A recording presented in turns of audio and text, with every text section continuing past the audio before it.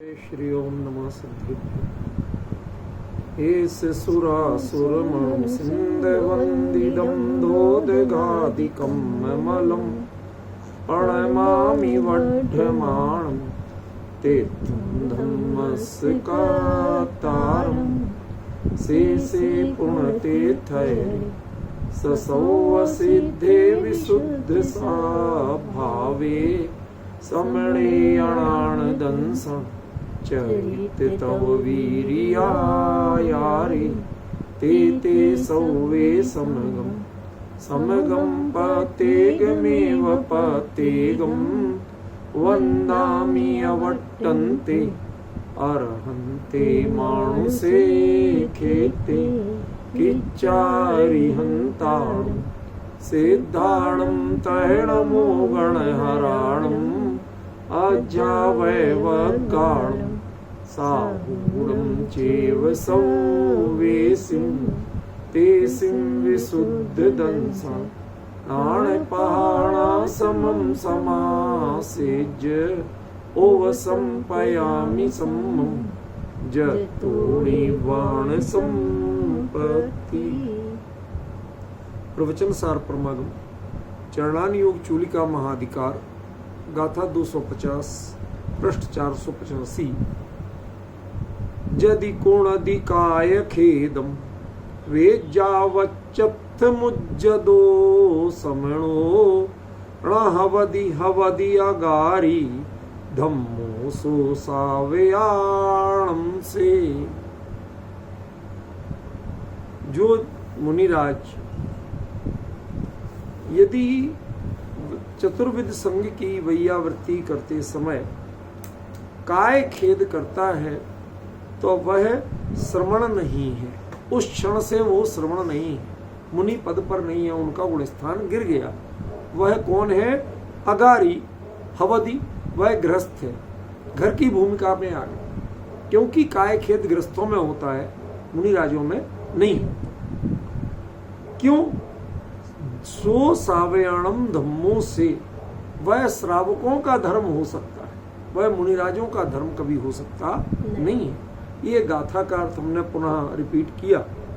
अब अपन जो चर्चा कर रहे थे वैयावृत्ति पर, उस चर्चा को मैं आगे बढ़ाता हूँ और उस पर आप जरा एकाग्र चित्त होकर के शांति से ध्यान दीजिए।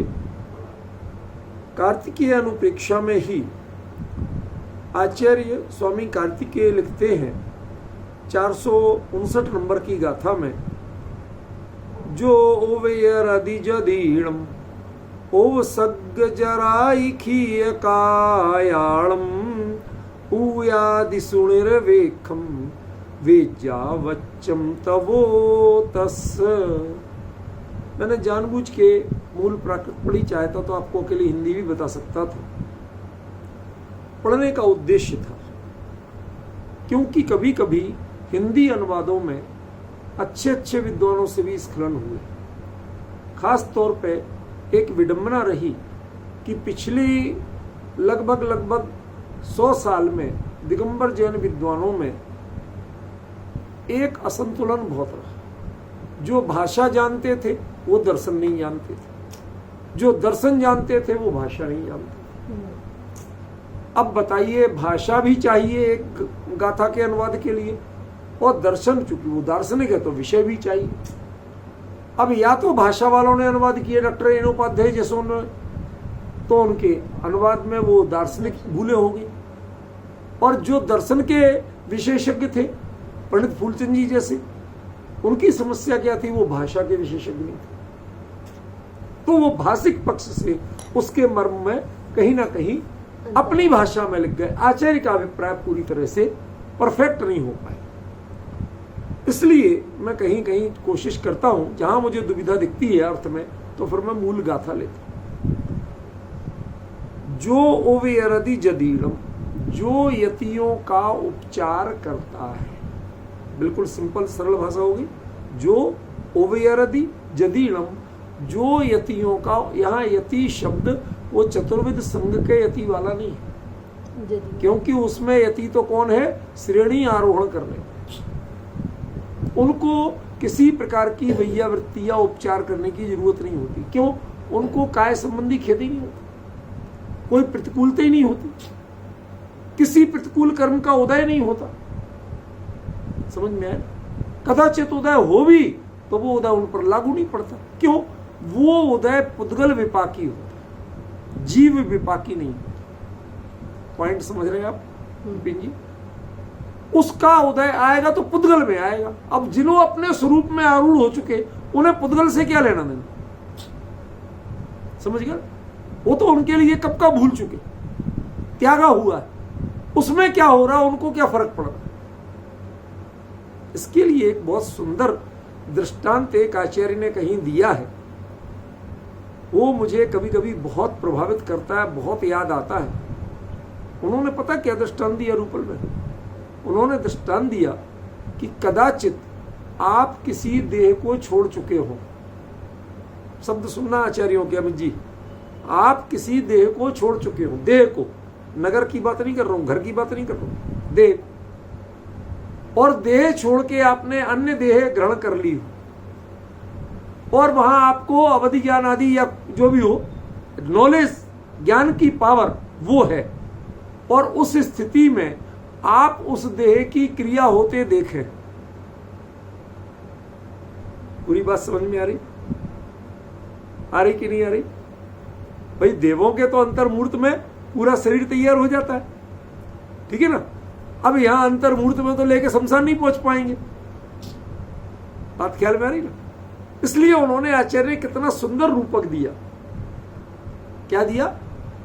कि आप अपनी आंखों से, अपने ज्ञान में उस चीज को स्पष्ट देख रहे कि जो आपकी देह थी उसका अंतिम संस्कार हो रहा है।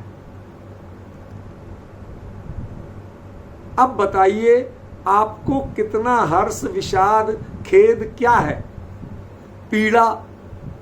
तो कुछ नहीं। ऐसे ही जो आत्मस्थ हो जाते हैं, यदि कदाचित उनके ज्ञान में पुद्गल विपाकी प्रकृतियों का उदय झलके भी, तो वह उसी तरह से अप्रभावित होते हैं जैसे अन्य गति में पहुंचने के बाद वो जीव, उसको वो पुरानी देह ख्याल में पड़े भी तो उससे उसको कोई फर्क नहीं, जरा भी विचलित नहीं होता, जरा भी हर्ष विषाद नहीं करता। आप समझिए कितना बड़ा वैराग्य का प्रसंग दिया है आचार्य ने। अपने पिछले भाव की देह के ज्ञाता आप बन रहे हैं, लेकिन उस समय उसके कर्ता भोगता नहीं बनते। आपको यदि देह से भेद विज्ञान सीखना है तो शायद इससे बढ़िया दृष्टांत नहीं मिलेगा। समझ रहे हैं? कितना सुंदर दृष्टांत दिया। आप जिस देह में रमते थे, रहते थे, उसके ज्ञाता बन रहे हैं। समझ? इसीलिए घर वाला दृष्टांत नहीं दिया। क्यों? घर में मोह बाकी रहता, छूट गया, अरे साहब इसमें रहते थे, हमारे गरीबी के दिन आए, परेशानी हुई, व्यापार में घाटा हो गया, इतना बड़ा महल सा मकान बेच के हमने इसमें रहना। आपको इनमें खेद हो सकता है, लेकिन देह छूटने के बाद देह में कभी खेद नहीं होता, उसमें आसक्ति नहीं होती। क्योंकि देह की आसक्ति सहज यदि रहेगी भी तो उस देह में रहेगी जो देह तुम्हें मिली। जो देह छूट चुकी उसमें नहीं रहे। इसलिए आचार्य ने दृष्टांत क्या दिया? देह को, पिछले भव की देह का देख रहे हैं लेकिन कोई उसमें प्रतिक्रिया नहीं। ऐसे ही जो वास्तविक यति होते हैं उनके जीवन में यदि कदाचित कोई किसी कर्म का उदय आए भी तो उससे वो प्रभावित नहीं होते, वह उनके लिए है ही नहीं, ये मान के चलो। क्यों? वो पुद्गल विपाकी है, वो पुद्गल में हो रहा है, वह उनके परिणामों को प्रभावित करता नहीं। ख्याल में? इसलिए यहां मैंने स्पष्ट किया कि यति का अर्थ वो श्रेणी आरोहण करने वाला नहीं है। यह यति एक सामान्य अर्थ का सूचक है। ख्याल में?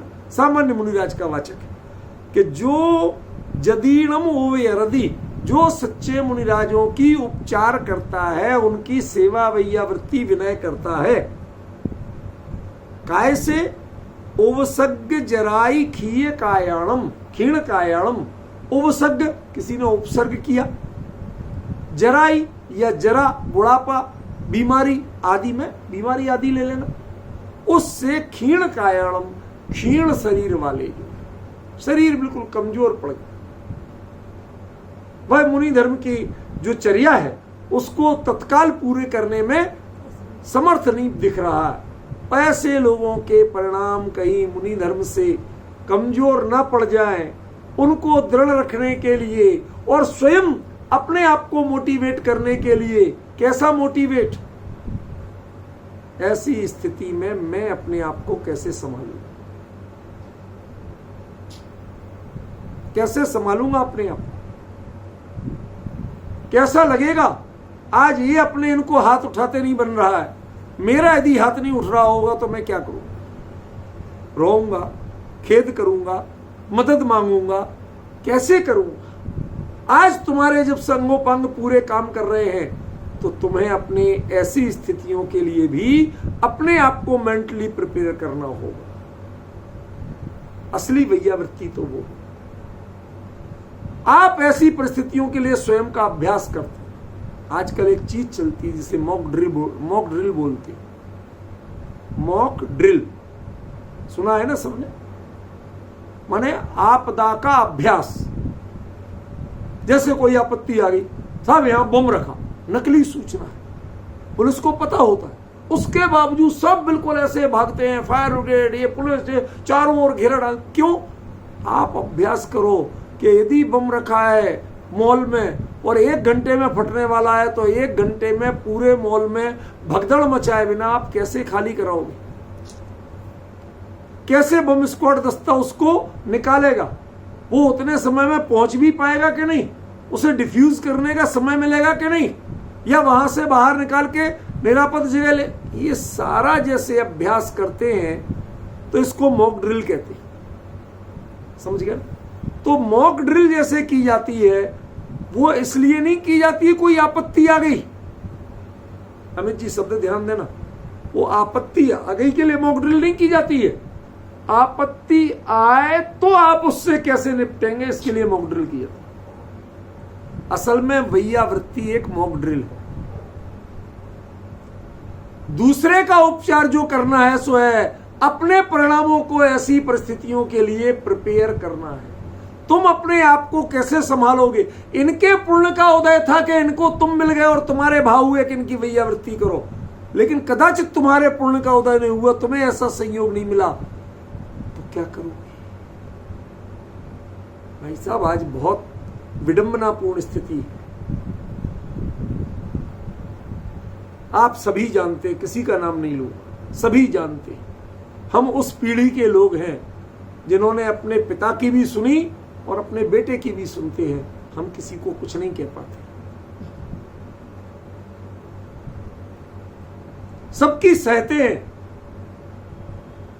कह नहीं पाते। मन करता है कुछ कह लें, फिर हम आपस में 2 मित्र शेयर करते हैं। वो कहता भैया हमारा बेटा भी ऐसे ही करता है, हमारे पिताजी भी ऐसे। उसके बावजूद अपने बेटे की सुनना पड़ रही, तब भी पिताजी की उपेक्षा नहीं कर पाते, उनकी भी सुनते, क्योंकि हमारे संस्कार ऐसे नहीं। अब आप डिफरेंस समझ रहे। ऐसी स्थिति में जब दूसरे को देखते हैं तो अपने आप को प्रिपेयर करो। कल के दिन तुम्हारे साथ ऐसी स्थिति हुई, तुम्हारे परिवारजनों ने ऐसा किया, तुम्हारे अपनों ने ऐसा किया, तो अपने आप को क्या तुम दुखी करोगे? तुम अपने परिणाम कैसे संभालोगे? कैसे खेद खिन्न हुए बिना रहोगे? बहुत सावधानी का विषय है। ये वैयावृत्ति दूसरे की सेवा करने का नाम नहीं है, बल्कि दूसरे की सेवा में जुट जाओ। क्यों? क्योंकि उन परिस्थितियों की, उन पीड़ाओं की, उन विसंगतियों की बारीकी को आप समझ सको और समझ के स्वयं के लिए रास्ता निकाल सको कि आपके साथ ऐसा हो तो क्या हो, तो क्या करोगे। कभी पुण्य का उदय मत मानना आपके। आप उस पीढ़ी के हो जो पुण्य के मामले में 0 है। ध्यान रखना, पुण्य से बड़ी विसंगतियां पैदा होती। समस्याएं पैदा होती हैं। जब आपका पुण्य जोर मार रहा हो और चारों ओर जय जयकार हो रही हो, आप कभी सत्य का निर्णय नहीं कर सकते। और ऐसे लोग सत्य को सह नहीं पाते। जब वास्तविकता सामने आएगी, ये पुण्य का उदय क्षीण होगा, राजपाट छिनेगा, उस समय एक व्यक्ति के रूप में क्या होता है आपको पता है? अफगानिस्तान में जो सांसद थे, मेंबर ऑफ पार्लियामेंट्स, शासन चलाते थे, शासक थे, आज शरणार्थी बनके उन दूसरे देश में आके, इंडिया में भी आके, और वो छोटा मोटा काम पूछ रहे हैं, भाई साहब हमें इतना आता है, आप इतना बता दो ताकि हमारे 2 रोटी की जुगाड़ हो जाए। क्या आप मेंटली प्रिपेयर हैं? कोई भी स्थिति हो जाए, हर चीज आपके लिए एक लेसन है, एक पाठ है, एक शिक्षा है। वैयावृत्ति तप कब है? तप इसलिए है कि आप अपनी इच्छाओं का निरोध करना सीखिए। इच्छा निरोधस्तपः, उनको तो जरूरत पड़ गई और उनको मिल गए आप जैसे, लेकिन उनकी चिंता कीजिए, आप अपनी चिंता कीजिए। शांति भाई प्लीज ये डिस्टरबेंस बंद करिए, हम बहुत परेशान, आप लगातार हाथ लगाते रहते। शांति से बैठिए, सुनिए क्या कह रहा हूं मैं। उस स्थिति में आपको भी लगे, मन में हो, मैंने तो इनकी कर ली, मेरी कोई करेगा कि नहीं? कहते नहीं, यही सबसे बड़ी कमी है आपकी। ये वैयाव्रत तब बनेगा कि जब आप इसकी इच्छा का निरोध कर पाए। मैं अपने आप को इतना तैयार करूं कि ऐसी विपरीत स्थिति बने तो भी मेरे परिणाम विचलित ना हो। मैं अपने आप को स्वयं संभाल सकूं, मुझे संभालने के लिए किसी दूसरे की जरूरत ना पड़े। दिस कॉल्ड वैयावृत्ति तप। हमारी कमी क्या है? हम उसको समझते नहीं। हम समझते हैं दूसरों की जो सेवा, विनय, वैयावृत्ति जो कुछ कर रहे हैं उसका नाम तप है। उसके लिए भी तप कहा, लेकिन कब? उसके लिए आचार्य ने एक नया शब्द दिया, पूया दिशुणिर्वेखम। जो आप उनकी सेवा कर रहे हो उसके बदले में अपनी पूजा, बहुमान, प्रशंसा, इससे निरपेक्ष हो जाओ। कोई नहीं बोले, अरे साहब 2 शब्द भी नहीं बोले, कहते तुमने यदि तुमने अपेक्षा की थी तो गुनाह किया था, गलती की थी, अपराध किया था। क्यों? क्योंकि ये आकांक्षा तुम्हें करनी नहीं थी, इच्छा तुम्हें करनी नहीं थी। इस सेवा के बाद भी इच्छा का निरोध आपको करना है कि आप पूजा आदि से निरपेक्ष हो जाओ। कोई एक शब्द प्रशंसा का नहीं बोले तो समझ लेना आप सौभाग्यशाली हो, तो तप है। और यदि दुनिया ने बोला और आपका थोड़ा सा खून बढ़ गया तो वो तप खत्म हो गया। माने जिसको दुनिया सौभाग्य मानती है, शिष्टाचार मानती है, उसको जैन धर्म अभिशाप कहता है, और जिसको दुनिया अभिशाप कहती है उसे जैन दर्शन सौभाग्य कहता है। आपने किसी का भला किया, उसने 2 शब्द भी नहीं कहे, कृतज्ञता की नजरों से भी नहीं देखा, दुनिया ने भी किसी ने नहीं देखा, काहे को की थी? कहते भैया वो पूरी मजदूरी थी जो तुमने की थी, वो वैयावृत्ति नहीं थी। क्यों? क्योंकि उसके बदले आपके इच्छा जीवित है। यदि इच्छा जीवित है तो वो वैयावृत्ति नहीं है, क्योंकि वैयावृत्ति तप का भेद है, वैयावृत्ति शिष्टाचार का भेद नहीं। विपिन जी बात समझ में आ रही है क्या कह रहा हूं? वैयावृत्ति तप का भेद है, शिष्टाचार का भेद नहीं है। लोक में शिष्टाचार निभाया जाता है और वैराग्य के धनी संयमियों में तप होता है। और तप कहते हैं इच्छाओं के निरोध को। जो कुछ आप करें उसके प्रति आपके मन में कोई आकांक्षा नहीं हो, कोई इच्छा नहीं हो, कोई ऐसी वासना नहीं हो कि हमें बदले में कुछ भी हो, तब वो वैयावृत्ति तप कहलाता है। और ये भी स्थूल व्यवहार की बात है, ध्यान रखना। ये बात क्या है? बहुत स्थूल व्यवहार की। असली तप कब होगा? कि जब आप अपने आप को स्वरूपे प्रतपनम तपः, परिभाषा क्या है तप की? अपने आप में तपने की भावना, अपने आप को मजबूत बनाओ। जैसे सोना खुद तपता है तब वो 24 कैरेट का बनता है। इतना तपता है, इतना तपता है कि पिघल के तरल हो जाता है, तब जाके उसकी गंदगी उसके अंदर जो समाई हुई थी वो तब जल पाती है, तब दूर होती है। ऐसे ही आप अपने आप को इतना मजबूत बनाओ, कैसे ही स्थिति होगी, इससे भी विषम स्थिति होगी, तो आप अपने परिणामों को कैसे संभालें। समझ में? कई बार ऐसा लगता है कि साहब हमने तो अपने पिताजी, अपने माताजी को कभी एक शब्द लौट के नहीं कह पाए, जो उन्होंने कहा सुन ली, और आज यदि हम अपने बच्चे से कहो, सब मना कर देते, हो ही नहीं सकता। एक रंग इतनी सी परवाह नहीं करता कि आपके मन को ठेस पहुंचेगी, इतनी सी परवाह नहीं करता। ये पीढ़ी का भेद है। आप ऐसे पूर्ण क्षीण पुण्य वाले हो, पिताजी का भी जैसा था लेकिन पुण्य था, उनने जो कह दिया आपने जीवन भर माना, हिम्मत नहीं की उसके आगे एक शब्द बोलने की, तो वहां भी आपकी नहीं चली, उनकी चली, उनका पुण्य था। आपकी औलाद भी पुण्यशाली है, जो वो कहती है, जो चाहती है वो मानना पड़ता। समझ रहे? अब मन में कहीं खेद हो रहा है, बस समझ लेना आपने सबसे बड़ी गलती कर दी।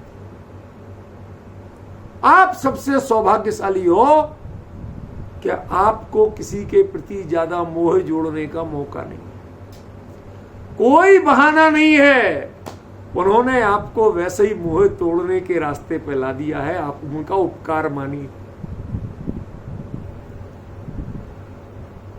यदि आप इस ट्रैक पे चलते हैं तब आप वैयावृत्ति शब्द को समझ सके।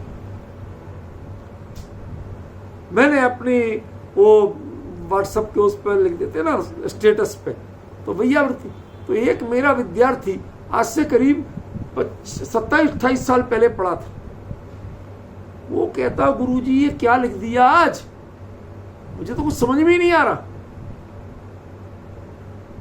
अब वैयावृत्ति का उत्कृष्ट स्वरूप नहीं आ रहा समझ में, कि नहीं आएगा तुझे, यदि जरूरत समझना है तो फोन कर, मैं लिख लिख के नहीं समझा सकता। क्यों?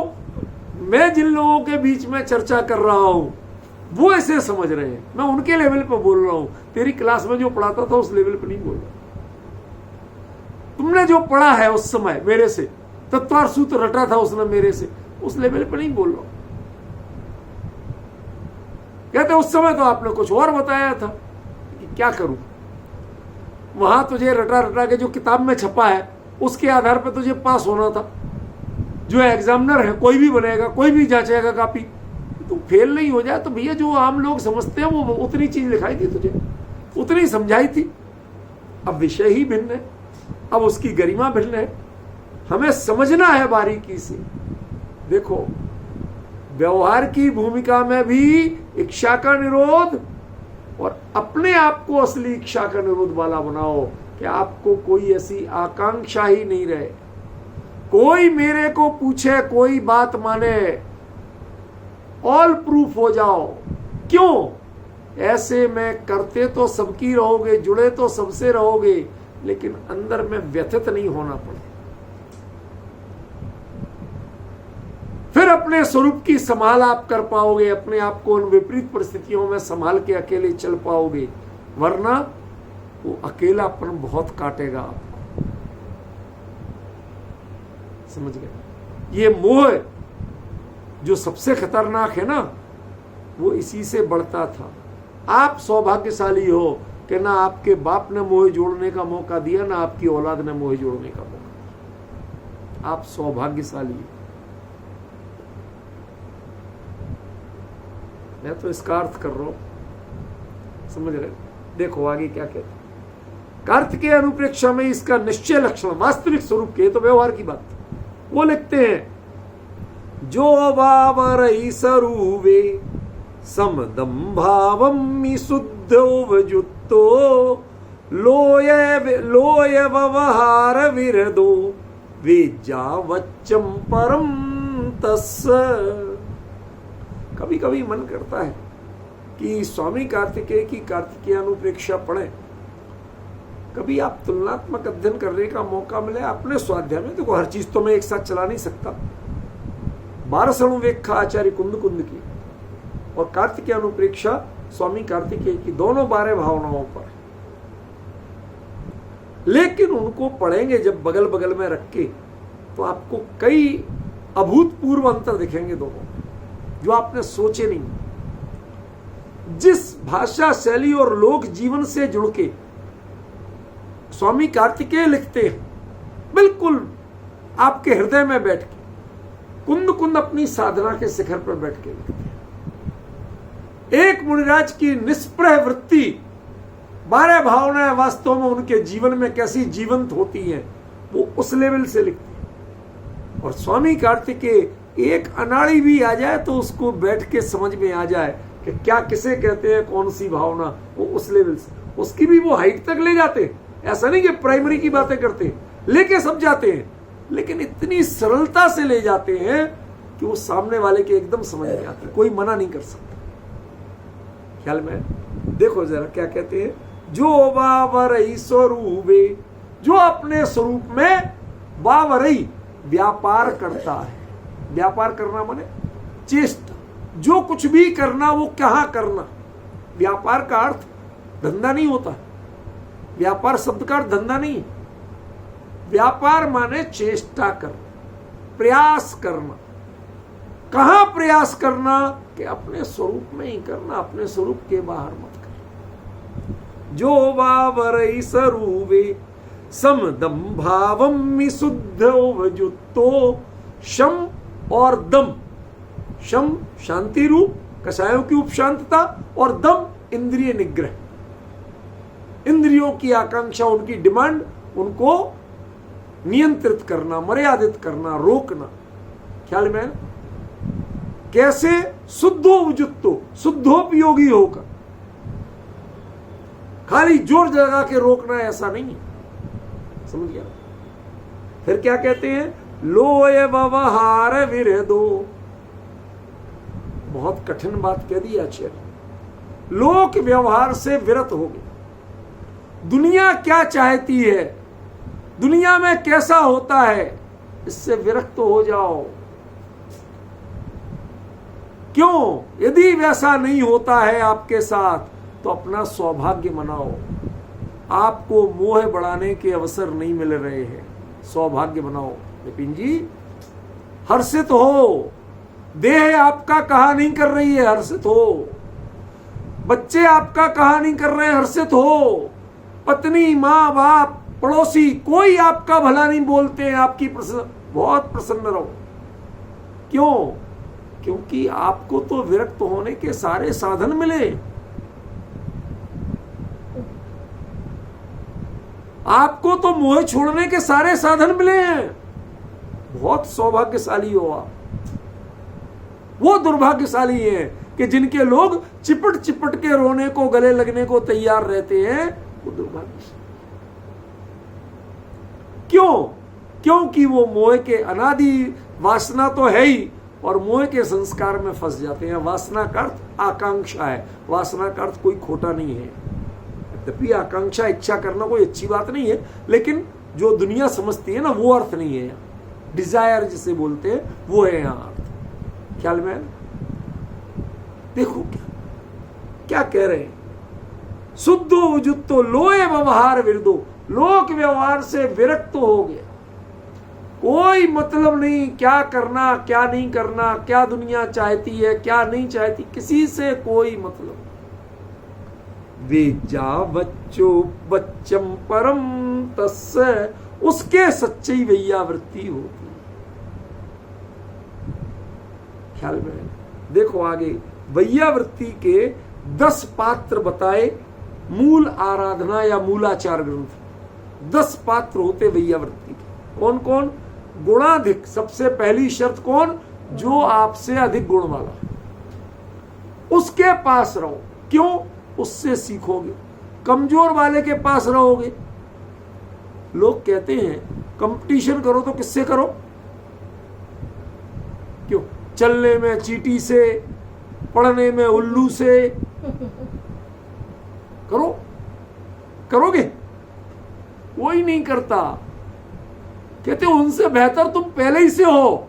यदि तुम्हें अपने आप को डिमोट करना है तो इनसे कंपटीशन करो। समझ गया?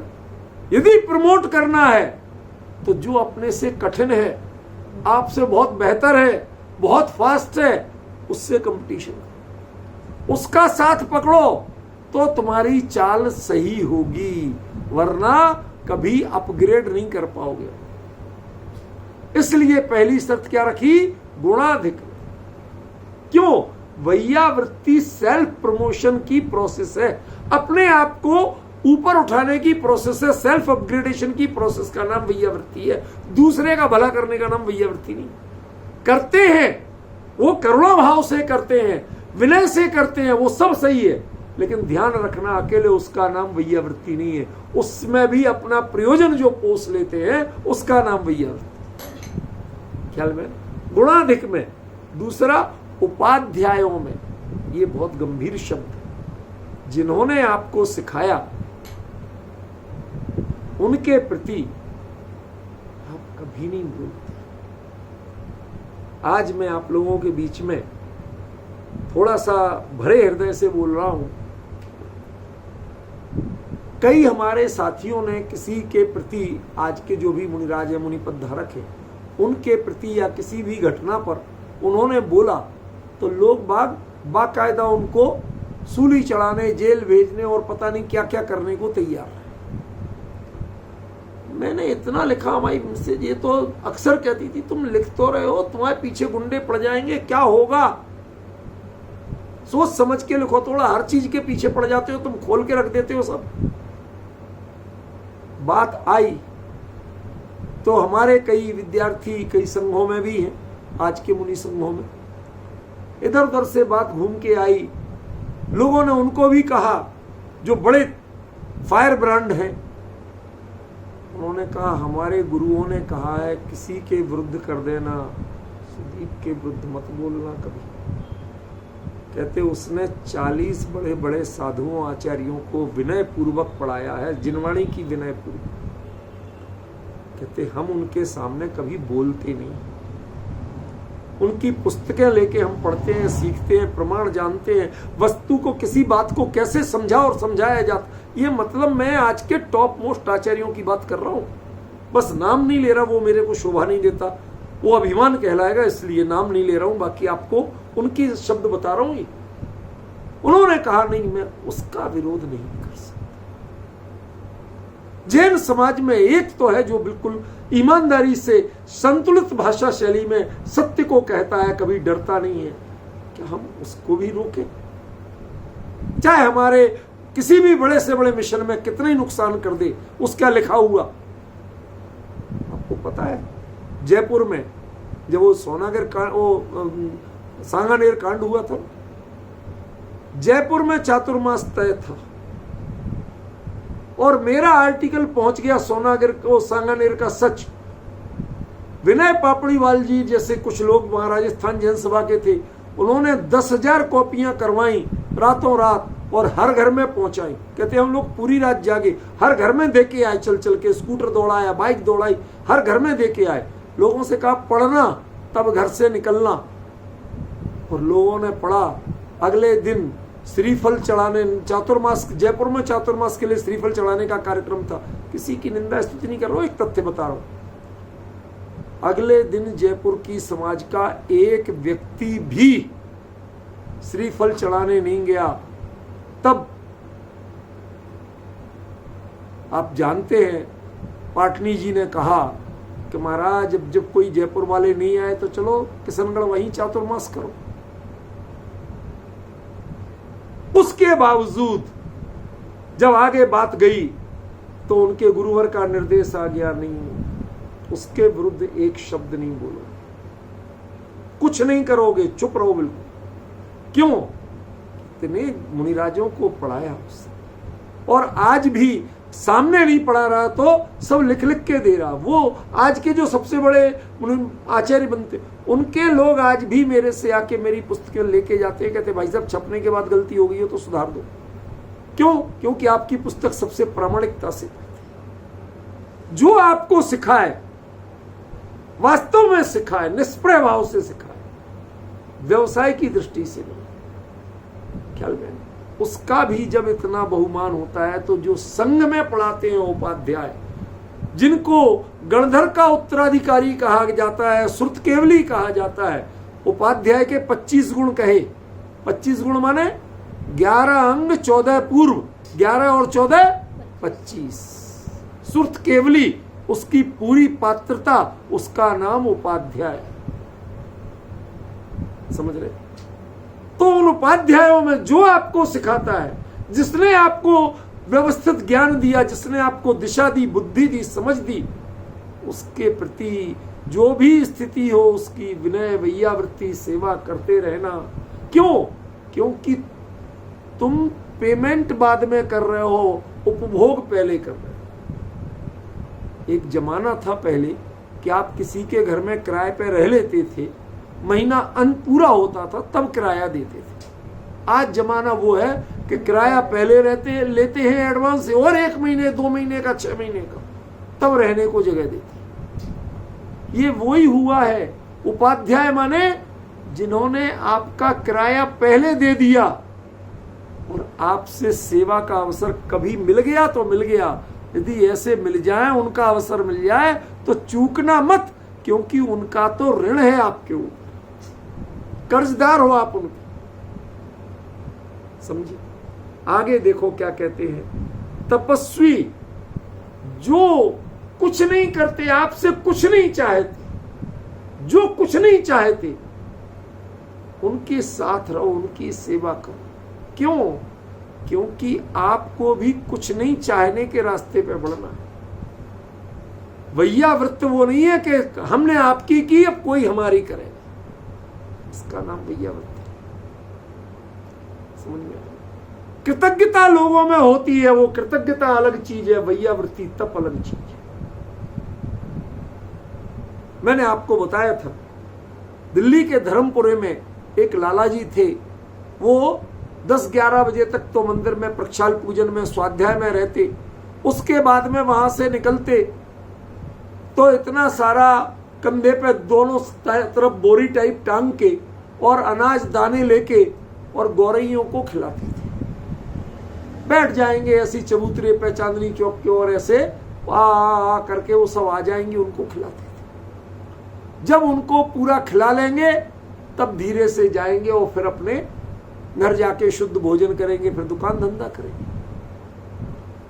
लाला जी का देहावसान संयोग की बात जून की दोपहरी में हुआ। उन्होंने कह दिया था अंतर मुहूर्त से ज्यादा देर मत लगाना अग्नि संस्कार करने में, तो भाई रख भी नहीं सकती थी। उस समय कोई बचने के ज्यादा साधन नहीं थे।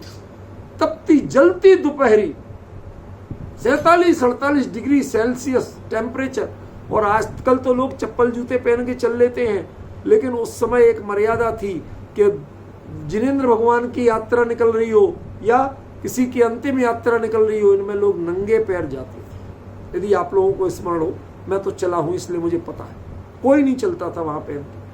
अब इतनी तेज गर्मी में वो कैसे जाएं? उस समय उन गौरैयों ने अपना कर्ज चुकाया। कहते वो ब्रिटिश गजेटियर्स में लिखा हुआ है, इतिहास है ये। अंग्रेज लोग दंग रह गए कि ना जाने कहां से लाखों गौरैया आसमान में उड़ती हुई पंख से पंख मिला के उड़ रही। चांदनी चौक का पूरा रास्ता वह गौरैयों ने छायादार बना दिया। मैं एक आपको संदर्भ दे रहा हूं, कोई अतिशय नहीं बता रहा।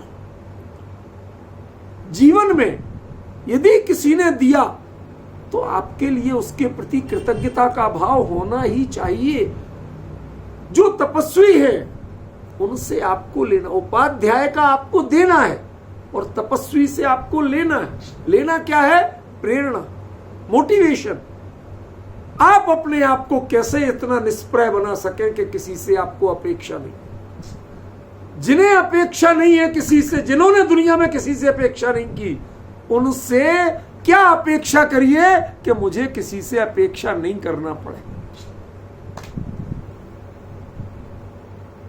अमित जी, शब्द समझ में आ रहा है? अपेक्षा ना करनी पड़े, ये अपेक्षा करिए।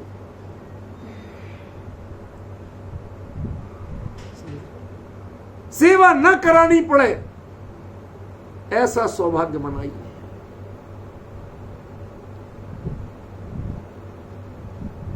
समझिए जरा क्या बात कर रहे हैं आचार्य, उसकी गहराई को समझिए। उसके बाद क्या कहते हैं? शैक्ष। शैक्ष माने जो अपने शिष्य हैं। अभी तो उपाध्याय की बात कर रहे थे, अब शिष्य की। क्यों? क्योंकि आपका एक बड़ा कर्तव्य है अपने विद्यार्थी को सिखाना, पढ़ाना। क्यों भैया? विद्यार्थी सेवा करे कि हम सेवा करें? सोचिए जरा क्या कह रहा हूं, आचार्य ने क्या कहा। इसलिए कि आप तक जो ज्ञान की ज्योति आ गई, जिनवाणी की ज्योति आ गई है, अगली पीढ़ी कहीं अंधेरी ना हो जाए। आज मैं कई बार व्यथित होता हूं, बहुत चिंतित होता हूं, बहुत दिनों से लिखने की सोच रहा हूं, लिख नहीं पा रहा हूं। शुरू करूंगा, कभी तो लिखूंगा एक लंबी लेखमाला। क्यों बना रहे हो ये मंदिर? क्यों बना रहे हो ये धर्मायतन? क्यों बना रहे हो ये संकुल? इससे बेहतर है कि अपने बच्चों को लालच कम करना सिखाओ, उनमें संस्कार ज्यादा दो। जितने हैं उनकी रखवाली तो हो जाए, उनके प्रक्षाल पूजन तो हो जाए। जो ग्रंथ छप चुके उनको पढ़ने वाले तो मिल जाए भाई। अगली पीढ़ी में इतनी समझ तो बच जाए कि इनको कोई पढ़े, वरना ये रद्दी के भाव तुल के जाएंगे।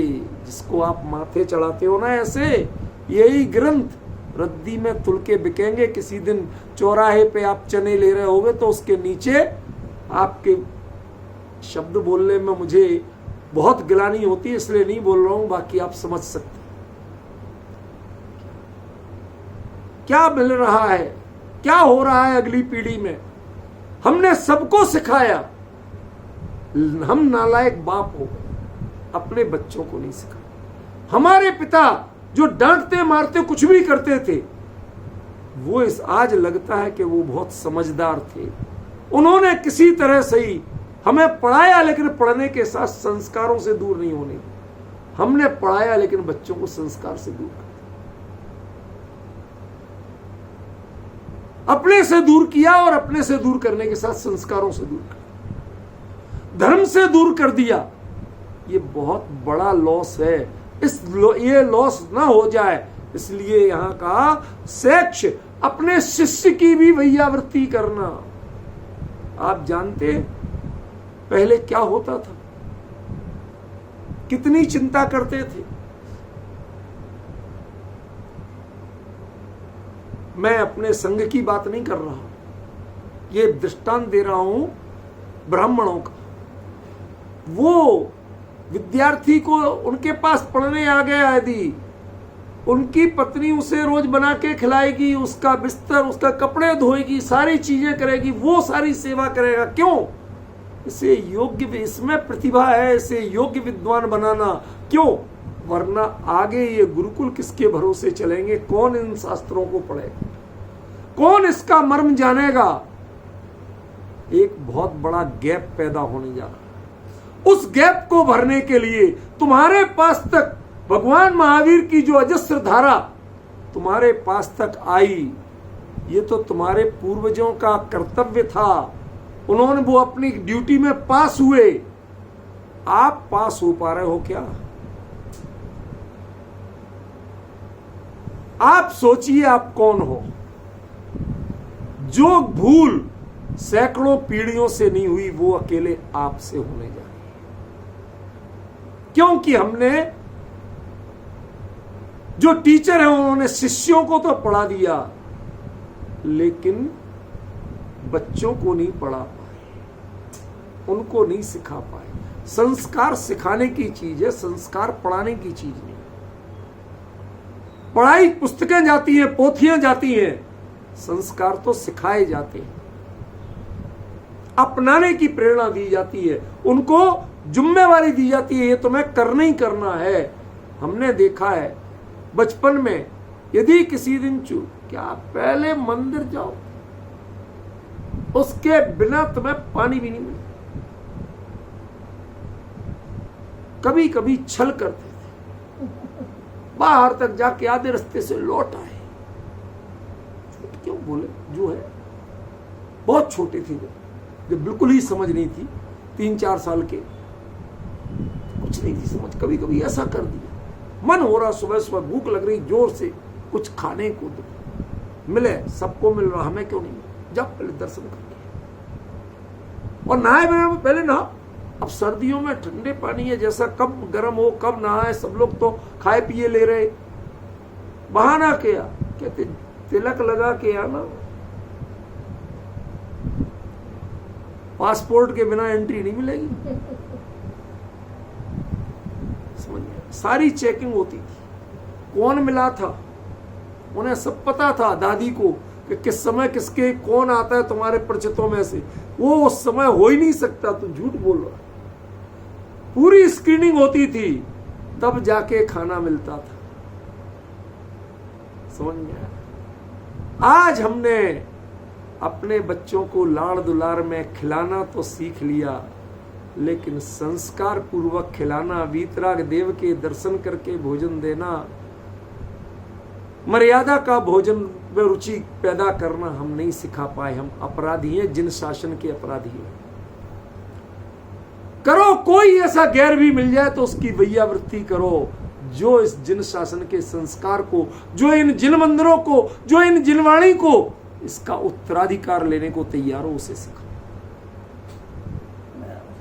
आज सब कुछ सिखाया जा रहा, विद्वानों तक को आईएएस बनाना सिखाया जा रहा, लेकिन किसी इस जिनवाणी का उत्तराधिकारी बनाने के लिए कोई तैयार नहीं। इस संस्कारों का उत्तराधिकारी बनाने के लिए कोई तैयार नहीं है। किसी के पास प्लान नहीं है। जिनको जिम्मेवारी दी गई थी जिन शासन की, वो आईएएस के चकाचौंध में उनकी आंखें चुंधियाई हुई।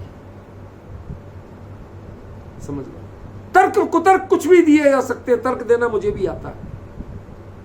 ये मैटर तर्क का नहीं है, ये मैटर अपने संस्कार का है। समझिए, अपने शिष्य को सिखाइए, सेक्ष अपने विषय पर रहिए। आचार्य ने कोई शब्द किया है, कहा है, तो उसकी गहराई सीखिए।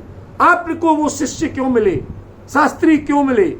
आईएएस बनाने के लिए नहीं मिले, वो जिन शासन के रक्षक बनाने के लिए मिले, जिन शासन के मर्मज्ञ बनाने के लिए मिले। यदि आप नहीं बना पा रहे तो आप अपनी मिशन में फेल हो। आप अपनी गलती स्वीकार करिए। You are failure, you are loser, not gainer. ये स्वीकार करना पड़ेगा भाई साहब। इसमें हम व्यक्तिगत मोह मत देखिए अमित जी। हमारे किसी से जितने आत्मीय संबंध थे उससे भी ज्यादा रहेंगे। हमारी आत्मीयता बिगड़ने वाली नहीं है, लेकिन सत्य के साथ समझौता भी होने वाला है। समझ में? उन शिष्यों के प्रति आप उनको क्या दे रहे हैं? एक बच्चा यदि आईएएस निकलता है तो आप उसकी चारों तरफ, एक यदि जज बन जाए तो आप उनके गीत गाते हैं, लेकिन एक व्यक्ति बच्चा यदि शास्त्री के बाद आचार्य बन के निकलता है तो वो बेचारा भटकता है, ढूंढता है कि मेरी गति क्या होगी। कोई सम्मान नहीं देता, कहीं उसका नाम नहीं आता,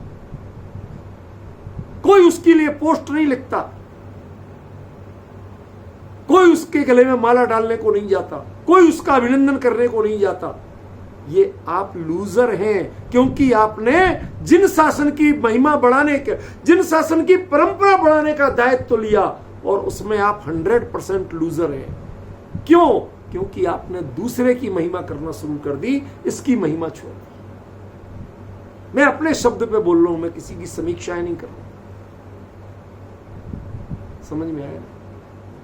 सेक्ष, वो अपने विद्यार्थी स्टूडेंट की सेवा करते थे। बेटा पढ़ लो, बेटा सीख लो। कई बार बेटे को, बच्चे को, शिष्य को 4 बजे से उठ के याद करना, परीक्षा है। इनको अपना 3 बजे उठते थे, कहीं मैं भूल नहीं जाऊं, 3 बजे नींद खुल गई तो दोबारा लेटते नहीं थे। जाप माला लेके बैठ जाएंगे, 1 माला 15 मिनट में होती है तो 4 माला करके पहले उसको जगाएंगे। फिर उसको पूछेंगे, पानी देंगे, बेटा मुंह हाथ धो ले, बेटा पढ़ ले, बेटा सीख ले, कोई परेशानी हो। क्या है ये कौन सी परंपरा थी? उपाध्यायों की वैयावृत्ति करना समझ में आता है, शिष्यों की भी। कहते हाँ, क्यों? क्योंकि उसके द्वारा हम रक्षा जिन शासन की कर रहे हैं। सीखना अब तो पड़ेगा भाई। कब तक बचोगे? कब तक बहानेबाजी करोगे? कब तक इस चकाचौंध में आंखें चुधियाए रहोगे? आपको सत्य को स्वीकार करना पड़ेगा। कभी जिन शासन के जो आचार्य हुए, उन्होंने जो लिखा है उसके मर्म को भी आपको सुनना और समझना पड़ेगा, विचार करना पड़ेगा। कब तक ये चॉकलेटी बातें करोगे? समझ में आए? इसके बाद कहते ग्लान, रोगी। क्यों करना रोगी की सेवा? ये आचार्य ने पात्र दिए हैं वैयावृत्ति के। किस रूप में? हर एक में आपका स्वार्थ है। ऐसी आपको जरा सी बीमारी हो जाए, जी घबराने लगता है, दूसरों को उपदेश सब दे देते हैं। क्यों? किसी की या किसी की डेथ हो जाए, आप बड़े शांत भाव से, अरे भैया सबका आयु खैण मरणम, जे वो सब बोल लेते हैं। लेकिन जिस दिन अपने सगे का किसी दिन संस्कार करके आना पड़े, उस समय पूछना कि भाई साहब बोलोगे थोड़ा?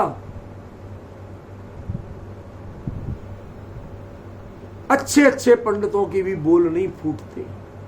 क्यों? क्योंकि परोपदेशे पांडित्यम था। वो स्वयं को मेंटली प्रिपेयर ही नहीं कर पाए थे उन परिस्थितियों के लिए। ऐसे ही शरीर, ये तो रोगों का घर है। पता नहीं कब कौन सा रोग सिर उठा के खड़ा हो जाए। आप रोगियों की सेवा करते रहिए। दो लाभ बंद कर दो। कौन कौन से दो लाभ? ध्यान दीजिए, कौन कौन से दो लाभ?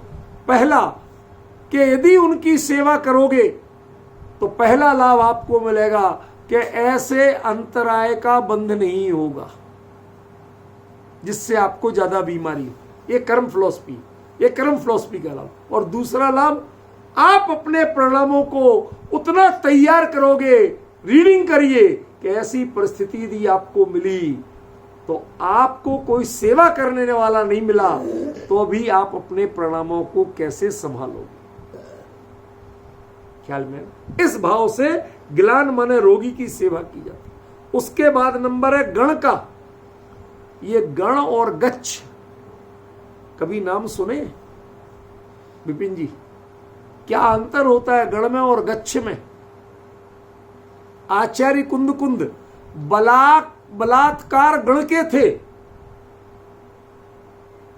उनका गच्छ अलग था और गण अलग था। क्या अंतर हुआ? बलात्कार गण, बलात्कार माने आपके रेपिस्ट नहीं, जो उग्र पुरुषार्थ से, बल से अपनी चर्या करने में विश्वास करते हैं, शॉर्टकट कभी तलाशते ही नहीं। समझ में आया? मैं अपनी प्रशंसा के लिए नहीं कह रहा हूं, लेकिन एक अपनी खराबी बता रहा हूं। आप लोगों को यदि पेपर मिलता होगा तो पढ़ने के बाद क्या करोगे? लोग यही सिखाते हैं, जो तुम्हें पूरी तरह आता है, सबसे आसान प्रश्न है वो पहले करो, पूरा क्लियर, ताकि पूरे नंबर मिले। मेरा टारगेट होता था कि जिस प्रश्न का उत्तर देने में अच्छे हार जाए, थक जाए, मैं जानबूझ के उन कठिनतम प्रश्नों का उत्तर लिखता था। कई बार यदि उसने 10 प्रश्न लिखे हैं पेपर में और 5 का उत्तर मांगा है, मैं 10 के लिख के आता था और लिख के आता था लास्ट में कोई 5 जांची। तुम्हें जिसमें लगता हो कि मेरे उत्तर कमजोर हैं, नंबर काट सकते हो, काट के दिखाओ। मुझे पता है सबका 1 से 1 है, काट के दिखा तो हम जाने। ये सच कह रहा हूं अमित जी, जिनवाणी के सामने बैठा हूं, मैं झूठ नहीं कह रहा हूं। कई बार ऐसा होता,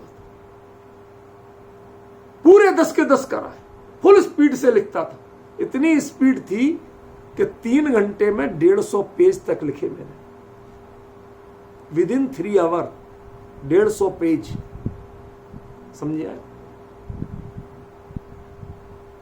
दर्द की गोली कई बार खा के जाता था, क्योंकि ये कोहिनी और ये कलाई ये हिलना बंद कर नहीं कर दे, इतना दर्द हो जाता।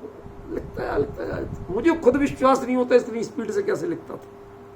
और तब के फाउंटेन पेन से, ये बॉल पेन वगैरह नहीं चलते थे, तो समझ में उसकी निब मैं 15 दिन पहले लिख लिख के उसकी निब को गोल कर लेता था ताकि वो फ्लोली लिखे, वो कागज नहीं पकड़े। आप समझ सकते हैं शायद विपिन जी और अमित जी कि मैं क्या कहना चाहता हूं। वो जो निब होती थी ना, वो नई नई जो होती थी वो कागज पकड़ती थी, स्पीड नहीं बनती थी। आप लिखते रहो तो कई दिन बाद, वो 10-12 दिन बाद तो उसमें स्मूथनेस आती थी। कई बार तो मैं इसलिए लिखता था कि वो निब प्रॉपर हो जाए। एक स्पेयर पेन रखता था, कहीं इसकी निब गड़बड़ हो गई तो उसको भी लिख लिख के उतना तैयार रखता था। उतना कोई 5 जांच, अपने आप को इतना तैयार करिए कि कहीं जिसमें कायरता की और शॉर्टकट मारने की जरूरत ही नहीं। कुंद कुंदाचार्य ऐसे गण के थे। यहां गच्छ को नहीं, गच्छ दूसरे अर्थ में होता है, समझ गया ना, और गण दूसरे अर्थ में। गच्छ होता है बाहरी पहचान से और गण होता है गुणों की पहचान से, तप की पहचान से, समझ में। देखो गण में, कुल माने साधुओं का भी कुल होता है क्या? भाई गृहस्थों का तो कुल होता है, साधुओं का कुल होता है? कहते हैं होता है। क्यों नहीं होता? आप साफ साफ कहते हो कुंद कुंदन्वये।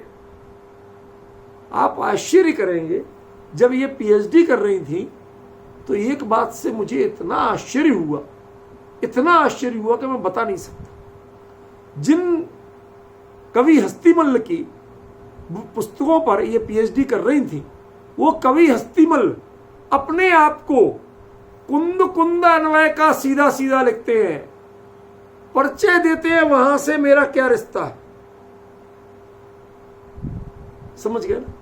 बाकायदा पूरी लिंक जोड़ते हैं, लेकिन कुल परंपरा की नहीं, विद्वत कुल परंपरा की। कुंद के शिष्य समंत भद्र के शिष्य फला, उनके शिष्य ये, उनके शिष्य माणिक्यनंदी, और माणिक्यनंदी की परंपरा में हमारे ये गुरु हुए, उनका शिष्य मैं हूं।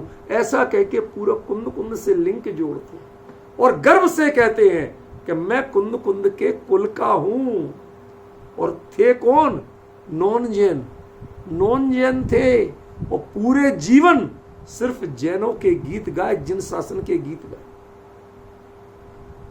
तर्क युक्ति आगम से जिन धर्म की प्रभावना की उन्होंने, और खुद ब्राह्मण थे, मूड़बिद्री के रहने वाले थे। आपको पता नहीं हो, मूड़बिद्री का नाम तो सुना ना, वहां के रहने वाले थे कवि हस्तिमल। तो हमें जरा सीखना तो पड़ेगा। यह है कुल। तुम कुल किसके कुल के हो? पिता का नाम कुल से नहीं होता है। आप महावीर के कुल के हो, आप कुंद के कुल के हो। शर्म करो कि जिन कुंद ने विपरीत से विपरीत स्थिति में भी अपनी चर्या को नहीं डिगने दिया, तुम जरा सी बात पे समझौता के अलावा कुछ नहीं करती। सीखो जरा। ये कह, ये कुल।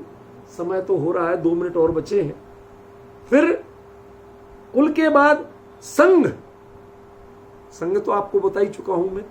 फिर उसके बाद कहते हैं साधु, मुनिराज, सामान्य, और इसके बाद में लास्ट शब्द दिया मनोज्ञ। ये मनोज्ञ शब्द बड़ा टिपिकल है, इसके बारे में डिटेल कल बताऊंगा, अभी शॉर्ट में बताऊं। मनोज्ञ शब्द का अर्थ होता है जो आपके मन को, जिसके कारण आपके मन में जानने की इच्छा हो, जो आपके मन को जिज्ञासु बना दे, आपके मन में कुछ लगने लगे यार इसके बारे में जानना चाहिए, समझ गया। जो आपके मन में मुनि धर्म के प्रति जिज्ञासा पैदा कर दे, आकर्षण पैदा कर दे, अपनी चर्या से, अपने ज्ञान से, अपने वचन से, उसका साधु का नाम मनोज्ञ होता। कोई पद नहीं हो, पद होना जरूरी नहीं है, सबसे बड़ी महिमा कही गई मनोज्ञ साधुओं की। डिटेल कल बताऊंगा, आज समय नहीं है, लेकिन आज आप समझ लीजिए ये 10 लोगों की सेवा कर वैया वृत्ति करने, ये पात्र हैं वैया वृत्ति के, बाकी वैया वृत्ति के पात्र नहीं। ये आपको समझना पड़ेगा। ख्याल में है ना? विशेष चर्चा अभी इसकी बाकी है, चलेगी और मैं चलाऊंगा आगे, कोशिश करूंगा जितनी जल्दी हो सके, पर समझाने में जो समय लगेगा वो तो लगेगा, उसको मैं कुछ नहीं कर सकता।